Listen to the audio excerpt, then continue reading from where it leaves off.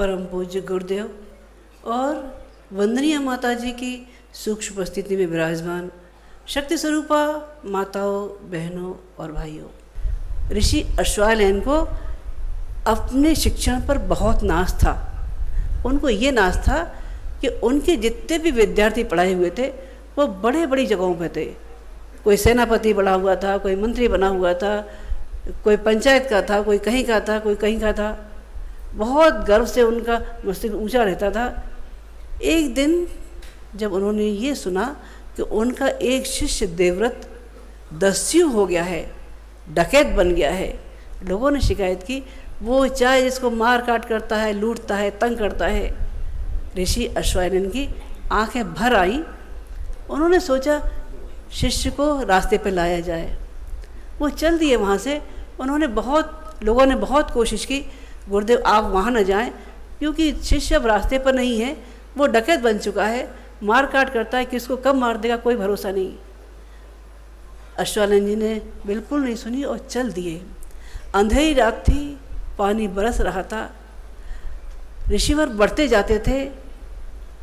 देवव्रत जो दस्यु बना हुआ था, उन्हें आवाज़ लगाई, राहगीर तुम कौन हो, वहीं रुक जाओ। वो नहीं रुके, आगे बढ़ते रहे। दोबारा उसने फिर आवाज़ लगाई, पथिक तुम वहीं रुक जाओ, नहीं तो इस खड़क का वार तुम पर हो जाएगा। ऋषि अश्वत्थामा तब भी नहीं रुके, चलते चले गए। अगली बार उस देवव्रत की तलवार उठी और सीधी ऋषिवर के ऊपर जा लगी। खून की फार बहने लगी। बिजली की रोशनी में जब मालूम पड़ा ऋषि अश्वत्थामा जमीन पर गिरे हैं, देवव्रत की आंखों से आंसू की धार बहने लगी। कहने लगे, गुरुदेव मुझे ही बुला लिया होता। ऋषिवर कहने लगे, बेटा तुम आज दस्यु बने हो, मेरे ही शिक्षण में कहीं कोई कमी रही होगी, इसकी सजा तो मुझे मिलनी ही थी। मुझे ये अनुमान नहीं था कि मेरे नाजों से पाला पुत्र, मेरे नाजों से पैदा हुआ मेरे शिष्य आज इस दिशा में चला जाएगा। उसी दिन देवव्रत ने संकल्प लिया, अपना दस्यु काम छोड़ के फिर से आश्रम आए और फिर अश्वत्थामा के दाएं बाएं हाथ बन के उन्होंने आश्रम का कार्यभार संभाला। ऋषिवर गुरु जो होता है वो पूर्ण माँ की तरह से अपने बच्चे को संभालता है।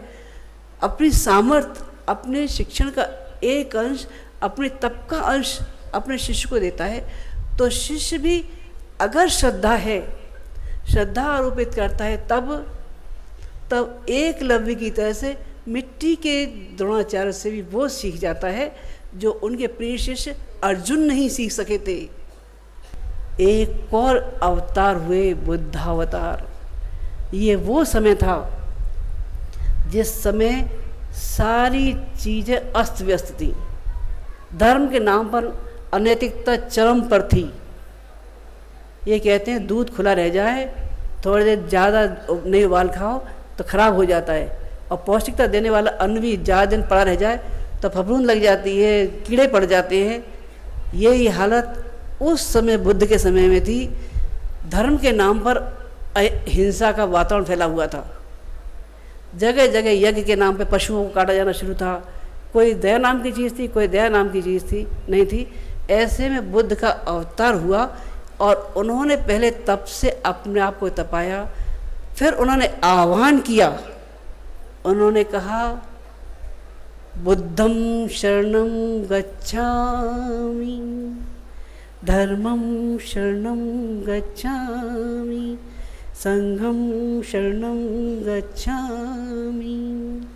उनके इस आह्वान को सुनकर लाखों चीवरधारी भिक्षुक चल पड़े थे उनकी राह पर।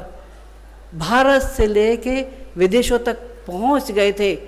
क्या? बुद्ध की पताका को लेकर, बौद्ध धर्म को लेकर। गुरुदेव का वो बुद्धावतार हमने प्रत्यक्ष देखा है। जब गुरुदेव ने कहा, अंधविश्वासों को नहीं, विवेक को महत्व दो, बुद्धि के प्रतिगामी बनो, बुद्धि के साथ साथ चलो, अंधविश्वासों को नहीं, धर्म का आचरण करो, मर्यादाओं का पालन करो, संगठन में चलो, व्यक्तिवाद नहीं समाजवाद की बात करो, अपने लिए नहीं समाज के लिए जियो।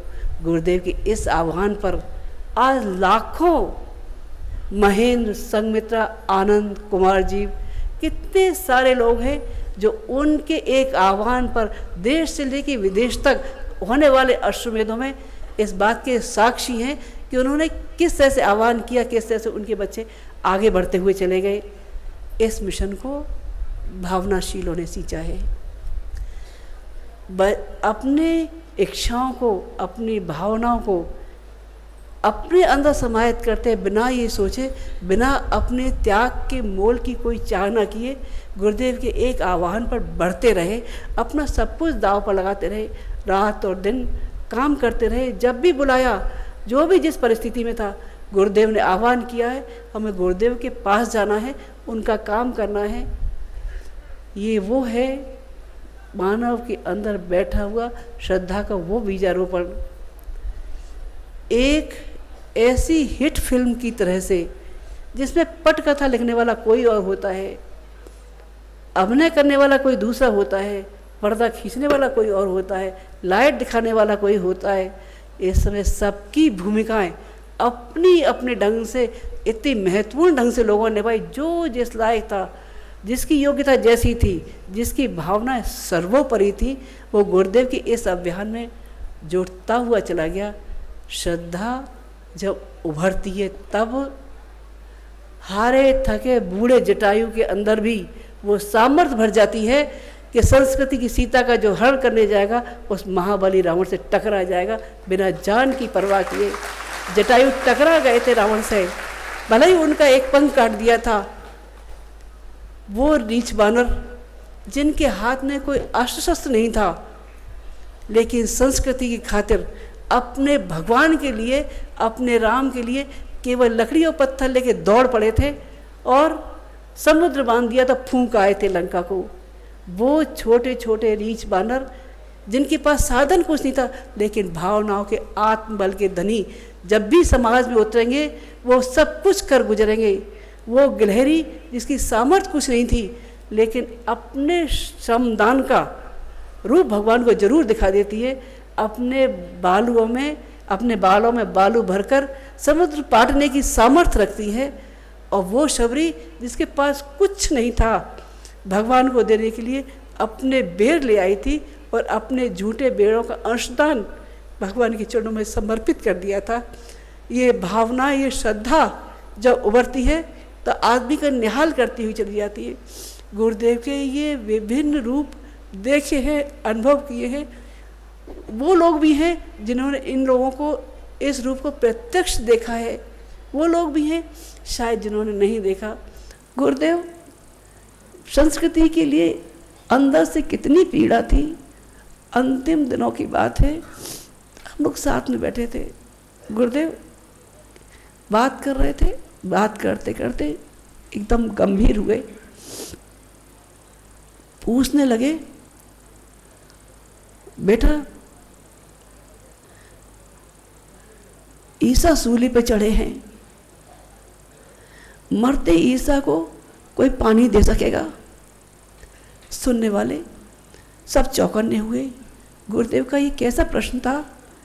निगाहों में तुरंत वो चेहरा सामने आया, सूली पे चढ़ा वो ईसा जिसके दोनों हाथों में कीलें ठुकी थी, जिसके सिर पर कांटों का ताज पहना दिया था, कोड़ों की मार से जिसका शरीर लहूलुहान हो गया था। ऐसा ईसा मृत्यु के लिए जाने वाला पानी मांग रहा है। मुंह से एकदम निकला बच्चों से, गुरुदेव कहाँ है ईसा?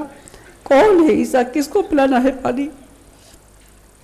गुरुदेव उठे और कहने लगे, पहचान सको तो पहचानो, ये ईसा जिसने सारी दुनिया के लिए, स्वाधीनता के लिए, संस्कृति के लिए अपना सब कुछ दांव पे लगाया है। क्या न्यौछावर कर सकोगे संस्कृति के लिए? आज ज़रूरत है ऐसे युवाओं की, नए युग के लोगों की, ऐसे गर्म खूनों की जो संस्कृति के लिए अपना सब कुछ दांव पर लगाकर चल सकने के लिए तैयार हो जाए। जितने लोग बैठे थे सब कहने लगे, गुरुवर आपका आदेश हमारे लिए शर्मात है, हम अपना सब कुछ दांव पर लगाकर भी कदम पीछे नहीं हटाएंगे।